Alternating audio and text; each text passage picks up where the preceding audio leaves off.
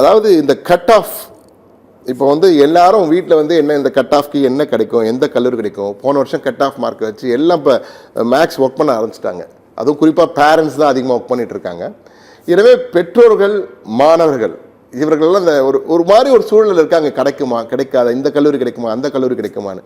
அவருக்கு முதல்ல நீங்கள் என்ன சொல்ல விரும்புகிறீங்க சார்? இல்லை, கண்டிப்பாக. ஃபர்ஸ்ட் ஆஃப் ஆல் வந்து இந்த வருஷம் பொறியியல் படிப்புக்கான மவுஸ் கொஞ்சம் அதிகரித்து இருக்கிறது. அது எல்லாத்துக்குமே தெரியும். இந்த வருஷம் 2.5 லட்சம் அப்ளிகேஷனுக்கு மேலே வந்து போயிடுச்சு. அதாவது அப்போ இருக்கும்போது ஒரு கடுமையான போட்டி. ஏன் இந்த வருஷம் கலந்தாய்வில் அப்படின்னா, ஒன்று மேனேஜ்மெண்ட் சீட்டில் போகும்போது நல்ல காலேஜில் கேபிடேஷன் ஃபீ ப்ளஸ் இல்லைனா வந்து ஃபீஸ் ஸ்ட்ரக்சர் வந்து மேனேஜ்மெண்ட் ஃபீஸுக்கு ஃபீஸ் ஸ்ட்ரக்சர் ஜாஸ்தி. கவுன்சிலிங் கலந்தாய்வு மூலமாக போகும்போது கண்டிப்பாக உங்களுக்கு வந்து முதல் பட்டதாரி இருந்துச்சுன்னா அந்த ஒரு இது கிடைக்கும் உங்களுக்கு சலுகை. அடுத்தது ஃபீஸும் வந்து கவர்மெண்ட் நிர்ணயிக்க கட்டணம் தான் இருக்கும். ஸோ அந்த மாதிரி இருக்கும்போது கண்டிப்பாக பெற்றோருக்கு வந்து ஐயோ நம்மளுக்கு கலந்தாய்வில் நல்ல காலேஜ் கிடைக்குமா, இந்த வருஷம் கட் ஆஃப் என்ன ஆகும் அப்படின்னு. ஃபர்ஸ்ட் ஆஃப் ஆல் நான் எப்போவுமே சொல்லுவேன், கொஞ்சம் பொறுமையாக இருங்க, அவசரப்படக்கூடாது எப்போவுமே. ஃபர்ஸ்ட் ஆஃப் ஆல் வந்து நம்மளுடைய தமிழ்நாடு இன்ஜினியரிங் அட்மிஷன்ஸுடைய அஃபீஷியல் வெப்சைட்டை மட்டும் பாருங்கள். நிறைய அது சார்ந்த சில private website to divert you or to even to influence you to for particular காலேஜஸ்லாம் இருக்கலாம். தயவுசெய்து எதுவுமே பார்க்க வேண்டாம். தமிழ்நாடு இன்ஜினியரிங் அட்மிஷன்ஸுடைய அஃபீஷியல் வெப்சைட்டில் லாஸ்ட் 3 இயர்ஸ் கட் ஆஃப் போடுவாங்க.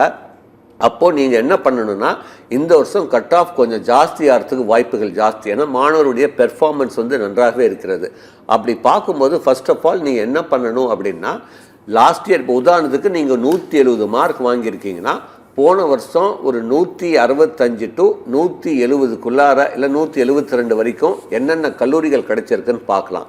பட் இதில் பார்க்கும்போது ரொம்ப கவனமாக பார்க்க வேண்டியது, அவங்க இந்த ஓசி, பிசி, எம்பிசி, பிசி முஸ்லீம், எஸ்சி, எஸ்சிஏ, எஸ்டி அவங்க வந்து கீழே ஒரு ரேங்க் கொடுத்துருப்பாங்க. அது வந்து கம்யூனிட்டி ரேங்க் கிடையாது. நிறைய பேர் இது கம்யூனிட்டி ரேங்க்னு நினச்சிக்கிறாங்க. இது ஓவரால் ரேங்க். ஐ ரிப்பீட், அந்த அஃபீஷியல் வெப்சைட்டில் last year cut off base பண்ணி ரேங்க் போடும்போது ரேங்க் வந்து is based only on the overall ranking, not community ranking. So இதை பேஸ் பண்ணி ஃபஸ்ட்டு உங்களுக்கு என்னென்ன காலேஜ் எல்லாம் கிடைக்கும் அப்படிங்கிறது ஒரு லிஸ்ட்டு போடுங்க. First you need to prepare. அதாவது இங்கிலீஷில் ஒரு சேயிங் இருக்குது, never fail to plan unless you plan to fail. At least உங்களுக்கு கிடைக்கிற ஒரு 20 கல்லூரிகள் என்ன, நம்மளுக்கு ப்ரிஃபர்டு கோர்சஸ் என்ன, அந்த கோர்சஸுக்கு அக்ரிடேஷன் என்ன, இப்போ கவுன்சிலிங் மூலமாக போனால் எவ்வளோ ஃபீஸ் ஆகும், பஸ் ஃபீஸ் எவ்வளோ ஆகும், ஹாஸ்டல் ஃபீஸ் எவ்வளோ ஆகும், அதெல்லாம் ஃபோன் பண்ணி கேளுங்க. ஃபோன் பண்ணி தைரியமாக கேளுங்க. நாங்கள் கலந்தாவில் உங்கள் காலேஜ் எடுக்கிறதுக்காக இருக்குது. தயவுசெய்து உங்களுடைய மற்ற டீட்டெயில்ஸ், லாகின் டீட்டெயில்ஸோ இந்த பாஸ்வேர்டோ எதுவுமே ஷேர் பண்ணக்கூடாது காலேஜில் பேசும்போது. முடிஞ்ச அளவுக்கு ஃபோனில் பேசுகிறதோட கண்டிப்பாக நேரில் போய் பேசுங்க. ஃபோன் நம்பர் கொடுக்கும்போது கூட ஜாக்கிரதையாக பேரண்ட்ஸுடைய ஃபோன் கொடுங்க, பசங்களுடைய ஃபோன் நம்பர் கொடுக்காதீங்க. இதெல்லாம் பார்த்துட்டு ஃபஸ்ட்டு ஃபைண்ட் அவுட் எவ்வளோ ஃபீஸ். ஏன்னா நிறைய பேரண்ட்ஸ் வந்து என்ன ஆகுதுன்னா, கலந்தாய்வில் ஓகே இந்த காலேஜ் நல்லா இருக்குது, நாங்கள் ஜாயின் பண்ணோம். போன வருஷம் ஒரு கேஸ் சொல்கிற ஒரு பையன் வந்து 190க்கு மேலே கட் ஆஃப், நல்ல கல்லூரியில் இடம் கிடச்சிது கவுன்சிலிங் மூலமாக, தனியார் கல்லூரி. அப்போ வந்து கவர்மெண்ட் சொன்ன ஃபீஸுக்கும் அந்த கல்லூரி டிமாண்ட் பண்ண ஃபீஸுக்கும் ஆல்மோஸ்ட் ஒரு 80,000 75,000 ஜாஸ்தி இருந்தது. அவனால் கட்ட முடியல, அவன் தெரியல. அப்போது நான் என்ன சொல்கிறேன் அப்படின்னா, I don't blame the college. நான் சொல்கிறேன், தயவு செய்து கண்டிப்பாக நீங்கள் லிஸ்ட்டு போடும்போது ஒரு லிஸ்ட்டு ப்ரிப்பேர் பண்ணுங்கள். காலேஜ் இந்த கோர்ஸுக்கு இந்த கோர்ஸ் எடுத்தால் எவ்வளோ ஃபீஸு. சில காலேஜில் மெக்கானிக்கலுக்கு வந்து கலந்தாய்வு போனோமா ஒன்றா ஃபீஸ் கம்மியாக இருக்கும். இப்போ டிமாண்ட் வந்து கம்ப்யூட்டர் சயின்ஸ் டிமாண்ட்னா ஃபீஸ் ஜாஸ்தியாக இருக்கும். ஸோ ஒவ்வொரு கோர்ஸ் வைஸு நீங்கள் வந்து தயவு செய்து கொஞ்சம் ஃபீஸை கேளுங்க கலந்தாய்வு மூலமாக. அப்புறம் என்னென்ன சலுகை, இல்லை இது மறைமுகமாக என்ன ஃபீஸ் வாங்குறாங்க, இதெல்லாம் பார்த்துட்டு ஒரு லிஸ்ட்டு ப்ரிப்பேர் பண்ணி அதுக்கப்புறம் நம்ம சாய்ஸ் ஃபில்லிங்க்கு வந்தீங்கன்னா ஈஸியாக இருக்கும். எந்த ஒரு ப்ரிப்பரேஷன் இல்லாமல் நேராக சாய்ஸ் ஃபில்லிங் போனீங்கன்னா கண்டிப்பாக தவறு செய்கிறதுக்கு வாய்ப்புகள் ஜாஸ்தி. 3 நாள் டைம் கொடுக்குறாங்க. அது இன்னும் நம்ம இன்னும் விவராக பேசலாம். அடுத்த கொஸ்டின் சார். இப்போ நீங்கள் சொன்னது வந்து மிக தெளிவான ஒரு விஷயம். அதாவது பேரண்ட்ஸும் ஸ்டூடெண்ட்ஸும் முதல்ல பதட்டப்படாதீங்க, அவசரப்படாதீங்க, நிதானமாக திட்டமிட்டு பிளான் பண்ணி இதை லீட் பண்ணணும்னு சொல்லியிருக்கீங்க. மிக முக்கியமான இது.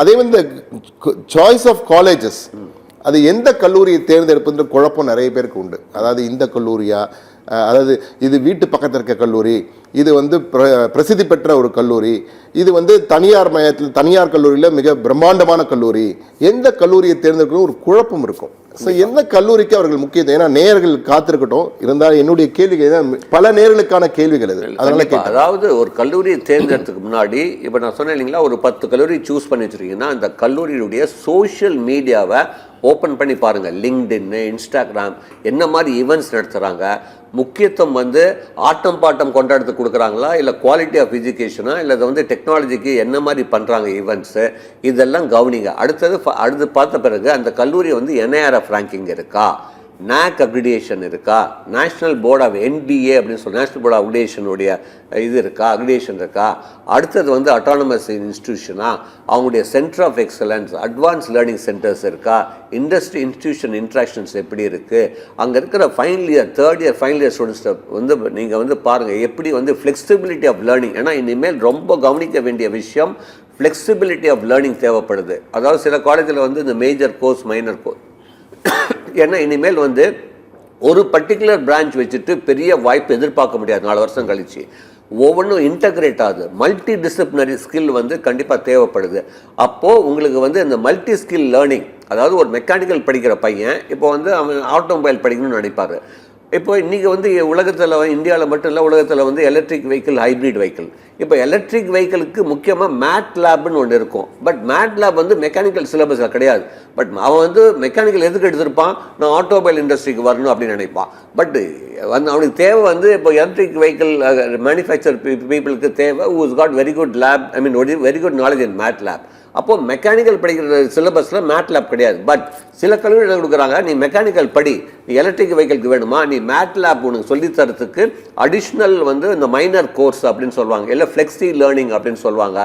இந்த மாதிரிலாம் வாய்ப்புகள் கொடுக்குறாங்க. அது எந்த மாதிரி காலேஜில் கொடுக்குறாங்க அப்படிலாம் ஆய்வு செய்யணும். சும்மா இந்த லாஸ்ட் இயர் கட் ஆஃப் யாரோ யூடியூப்பில் சொல்கிறாங்க, சோஷியல் மீடியாவில் சொல்கிறாங்க, தயவுசெய்து நான் பேசினாலும் வந்து நீங்கள் வந்து வெரிஃபை பண்ணுன்னு சொல்வேன். தயவுசெய்து வெரிஃபை பண்ணுங்கள். கண்டிப்பாக டோன்ட் கெட் இன்ஃப்ளூயன்ஸு. அதுக்கப்புறம் நீங்கள் வந்து அந்த காலேஜில் போய் அங்கே மாணவர்கள்ட்ட பேசுங்க. மேனேஜ்மெண்ட் பேசுறதோட மாணவர்கள்ட்ட பேசுங்க. எப்படி இதெல்லாம் உண்மையா, இந்த காலேஜ் இப்படிலாம் அட்வர்டைஸ்மெண்ட் பண்ணியிருக்காங்க, இதெல்லாம் நிஜமாகவே நடக்குதா, இவ்வளோ நிஜமாகவே பிளேஸ்மெண்ட் நடக்குதா, கோர் கம்பெனிஸ் வராங்களா, எவ்வளோ சம்பளம் கொடுத்துருக்காங்க, என்ன மாதிரி தேர்ட் இயரில் இண்டஸ்ட்ரி இன்டர்ன்ஷிப்லாம் இருக்கா, ஃபாரின் லாங்குவேஜ் சொல்லித்தராங்களா, கம்பெனி நடத்துகிற போட்டிகளுக்கு இது பண்ணுறாங்களா, எவ்வளோ கேள்விகள் பாருங்கள். நான் எவ்வளோ சொல்லியிருக்கேன். இது இத்தனையும் ஆய்வு செய்யணும். எதுக்கு இவ்வளோ டைம் கொடுக்குறாங்க அண்ணா பல்கலைக்கழகம்? இதெல்லாம் நீங்கள் செய்யணும் சொல்கிறது தான் டைம் கொடுக்குறாங்க. Everything has a science behind அப்படின்னு சொல்லுவோம். இது எல்லாமே கொஞ்சம் வந்து அதில் தான் நிதானம், பொறுமையாக நல்லா இன்ஃபர்மேஷன் கேதர் பண்ணி நீங்கள் சரியான முடிவு எடுக்கணும். உலகத்துலேயே சொல்லுவாங்க இன்ஃபர்மேஷன் இஸ் வெல்த். அப்போ அந்த இன்ஃபர்மேஷன் அந்த சொத்தை நீங்கள் தேடணும். நான் எப்பவுமே சொல்லுவேன், வாழ்க்கையில் வந்து வாய்ப்பை தேடி போகிறவன், அதாவது இன்ஃபர்மேஷனையும் தேடி போகிறவன் தான் ஜெயிக்கிறான். எல்லாமே எதிர்பார்த்து வந்து யாருமே ஜெயித்தது கிடையாது. எஸ் நிச்சயமா சார், மிக சரியான பதிலை சொல்லியிருக்கீங்க. நிறைய பேருக்கு இந்த குழப்பங்களை தெளிய வச்சிருக்கோம் நீங்கள் சொன்ன பதில். இருந்தாலும் என் கேள்விகள் இருந்தாலும் தற்போது நேயர்கள் நீண்ட நேரம் காத்திருப்பதாக முதலில் வாய்ப்பு கொடுப்போம். சென்னையிலிருந்து பூமாலை முதல் அழைப்பாளராக வந்திருக்கிறார். வணக்கம் பூமாலை, சொல்லுங்கம்மா உங்க கேள்வி என்ன? வணக்கம் சார். என்னுடைய பொண்ணு +2 முடிச்சிருக்கா சார். சரிங்க. இப்போ அண்ணா யூனிவர்சிட்டியில தான் சீட் கிடைக்கணும்னு படிக்கணும்னு ஆசைப்படுறேன். நாங்களும் அதான் சார் நினைக்கிறோம். சரிங்க. 553 sir total mark. Cut off வந்து 178 சார். அதுல எங்களுக்கு வந்து சீட் கிடைக்குமா சார்? இல்லை, என்ன கம்யூனிட்டி? SC sir. எஸ்சி 170ல் வந்து நீங்கள் பார்த்தீங்கன்னா, அதாவது இந்த மேஜர் கோர்சஸ்லாம் கிடைக்கிறதுக்கு வாய்ப்பு கம்மிங்க. அதாவது நீங்கள் சொல்கிறது, அதாவது இப்போ நீங்கள் electronics communication, computer science, information technology, electrical, but அதே வந்து இந்த செகண்டரி கோர்ஸ்ன்னு சொல்லுவோம். அதாவது உதாரணத்துக்கு செராமிக்கு, பிரிண்டிங் டெக்னாலஜி, இந்த மாதிரி வந்து கோர்சஸ் அனாலிசிஸில் கொடுக்குறாங்க. அதே மாதிரி MITலையும் அந்த மாதிரி கோர்ஸ் இருக்குது. ஆட்டோமொபைல் இருக்குது, ப்ரொடக்ஷன் இருக்குது. Alagappa Chettiar college, AC tech under Anna university சென்னையில், அங்கே பார்த்தீங்கன்னா petroleum, pharma, textile, leather, apparel and technology, இதெல்லாம் உங்களுக்கு கிடைக்கிறதுக்கு வாய்ப்பு இருக்குது. மேஜர் கோர்ஸ் கிடைக்கிறதுக்கு வாய்ப்புகள் கம்மி.